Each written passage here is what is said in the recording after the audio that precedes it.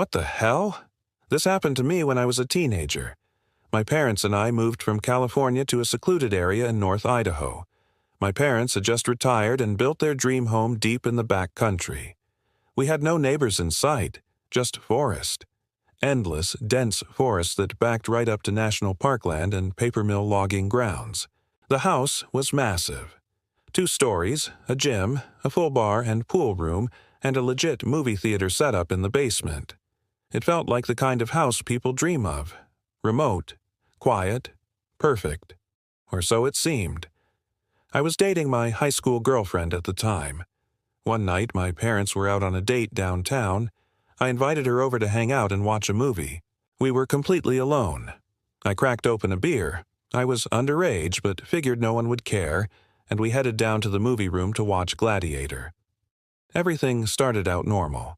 But somewhere around the midpoint of the movie, maybe close to midnight, something switched in me. Out of nowhere, I was overwhelmed with this fight-or-flight feeling. It was like my body sensed something my brain couldn't see. My heart was pounding, and I kept glancing at the uncovered windows behind us that looked out into the pitch-black woods. I didn't want to freak out my girlfriend, so I kept it to myself. In fact, things got a little heated between us during the movie, but the whole time, I couldn't shake the feeling that we were being watched.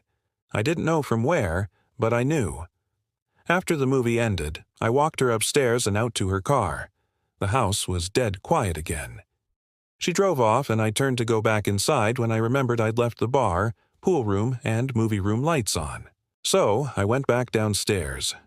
I turned off the lights in the movie room first, then paused. My eyes drifted to the large window that looked into the backyard, and that's when I saw him. Man, he looked homeless. Wild hair, filthy clothes. But what froze me in place was his expression. He had the biggest, creepiest smile I've ever seen, with wide, staring eyes that looked absolutely deranged. And in his hand was a knife. He was gently tapping it on the glass over and over. At first, I thought I was hallucinating. I slowly backed away and went to the barroom to shut off the rest of the lights. That room has a sliding glass door that also faces the woods.